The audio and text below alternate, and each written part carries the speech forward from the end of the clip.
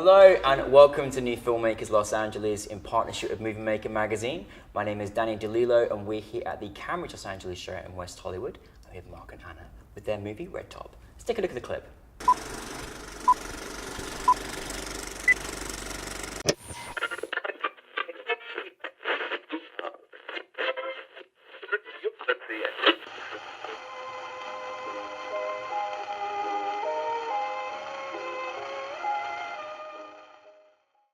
Congratulations on your film. Thank you. Really, really very good and such a touching story. But for those that haven't seen it, tell us a brief synopsis. Let me take it. Say it, yeah. Okay. Basically, the film is about a young teenager, and he's just coming to terms with the fact that his grandfather has Alzheimer's, and it's difficult for him to kind of be in that situation without fully understanding where his grandfather's brain is, and it gets frustrating. And then there's also a little bit of dynamic between him and his father that we try to get into to show the gap between the three different age groups and how it affects everyone in the family.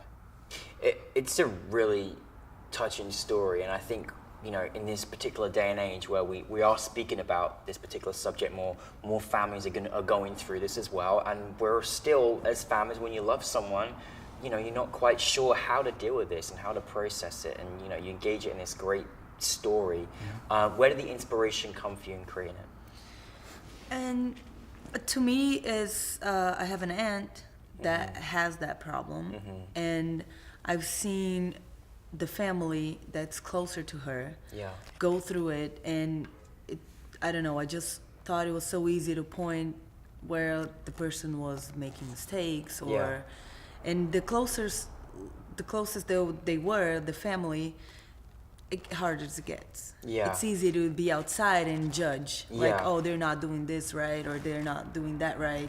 But once they're there and leaving that every day, it gets the frustration, it gets the good points too. Like, there's when he connects with the grandpa in the film, there is a lot of times that, like, I would go visit my aunt, she would not know who I am, but she liked my mom and she thought I was my mom, and it was a good connection to me too. You know, just like, okay, at least it was someone she liked. So it was good. No, I mean, it's amazing when you can, you know, take something from your own personal journey and then, you know, put it up there. And because it's like you say, it's like this is your journey, but there's so many other families going through different things. And so what made you do it from a sort of like, you know, grandson, grandfather sort of perspective? I don't know, like, this aunt of mine, she's like older, so she's more like my grandma's age than like an aunt age. So I don't know, to me, and it happens more often to grandpas and grandmas, like we always More prevalent in males. So I think it would make people connect more to the story if that was like the case. Like, if you live that, it would probably be with someone that's closer. Because in Brazil, we actually like closer to family than here. Because we stay longer at home.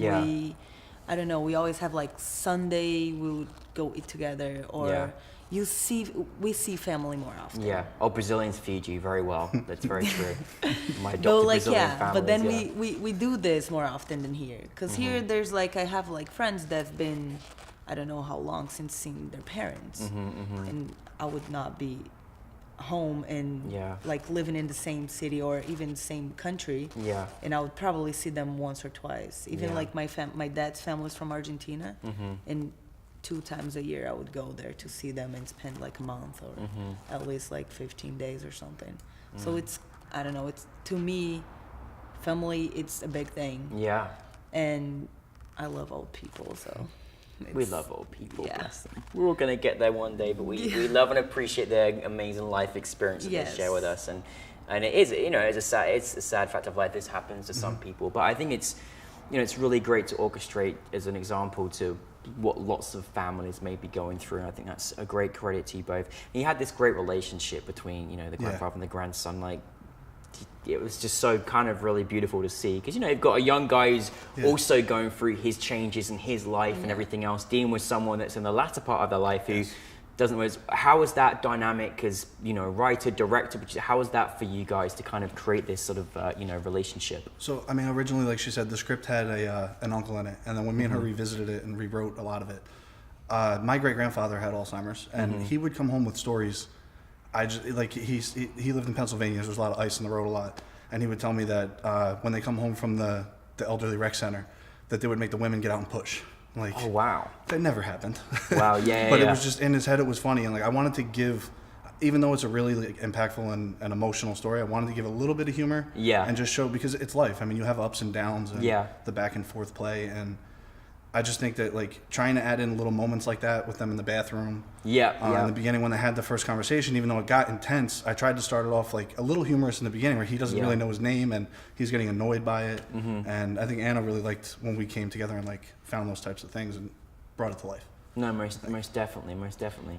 Yeah, to me, because like I don't know, life is, it's not being, you don't need to be a comedian to be funny. Yes. And like whenever we're having a conversation, just one thing that you say, just can have a moment. And absolutely. In that bathroom one, I love it because the boy says like, dude, you don't run the circus. And then he goes like, oh yeah, but then so kudos. It's it's brilliant. Off again. It's just, okay. Yeah, and there is a sort of an element of certainly people have been through it as well. There is certain things that come out that people say that are going through dementia that is completely surprising, or sometimes can bring light to a family because it can come across as comical sometimes, within a family. And I think it's important to remember who that person was and obviously always capture that. But there is some light humor that comes in through the journey as well, or things that are unexpectedly said. And how to deal with it, because the person has a different reality. That's right. That doesn't mean that's not right. Yeah. Or it's a wrong thing. It's just, it's his reality. So like you have to, if you know and he doesn't, just like kind of play along. Yeah, no, absolutely. I don't know. No, I think they formed this great relationship. You really believed in what their circumstances and what they were going through. Did you have any kind of face any challenges when you were making the film? Was there any certain things, or was it really easy? Well, yeah, the actor was sent back to Italy. Get this, the actor was sent back to Italy, but did you give up on the film? No. One day before. It's like One day before. Sent back on the 20th. I was shooting on the 21st. And I was just like, I called Mark and I'm like, I don't know what to do.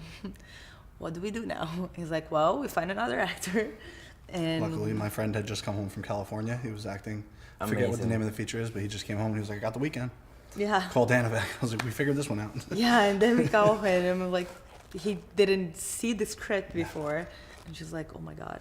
And I was just like, send him the script, see if he likes it. Because I cannot deal with someone that won't, agree with the story. Yeah.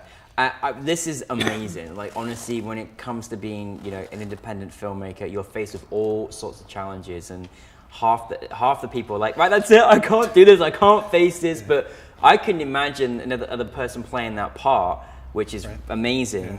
Yeah. And the fact that you just kept going and didn't give up, and just, a day before, your lead is like, I'm just not gonna be, it's very, very tough. But the fact you made it anyway is and amazing. And even to make Trav be okay with it, because he was like, he loved the part, but once you get into the set, it's like everyone's there working so much, and you just got there and you don't know the story. You didn't build the character since the beginning, and to make him feel, I don't know, just real.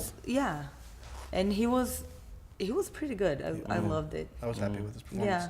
And every single take was just like, is this good? Do you like it? Yeah. And I'm like, you're good, you're fine, just go with it. He's like, okay, because I don't know.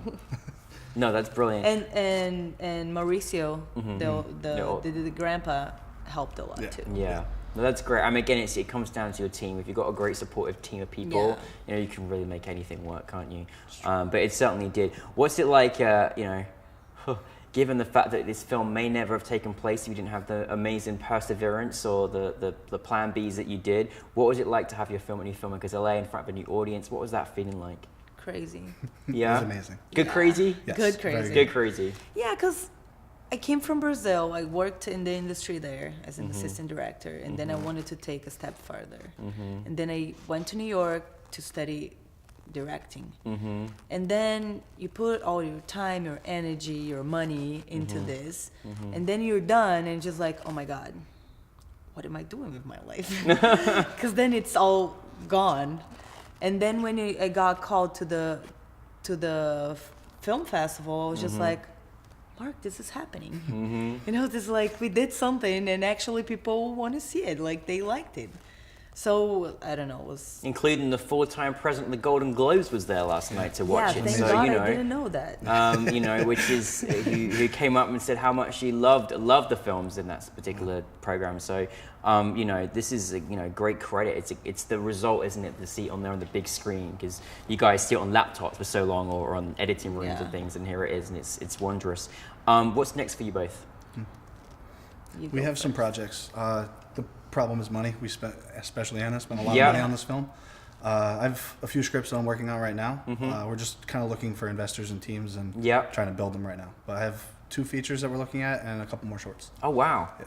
You guys got a lot of projects happening. That's amazing. Yeah. You know what? I mean, I want to see more of your work because it was just a really great story. What's the genres you're working on next? Different ones? One of the genres is like a dramedy. And the other one, I think it's a little high budget, so it probably won't be just yet, but that's an action adventure. Yeah. Which I think Anna really liked. Well, any investors with some blank checkbooks, these guys would really appreciate it. Please. No, congratulations on your film. Like, really, really, I think not only was it it was a great narrative, but I'm sure is also helpful for those people that go through experiences of dementia. I think that's also equally is one important to show social issues like that. So thank you both very much. Thank you. Appreciate it. Mark and Anna, everybody. Thank you.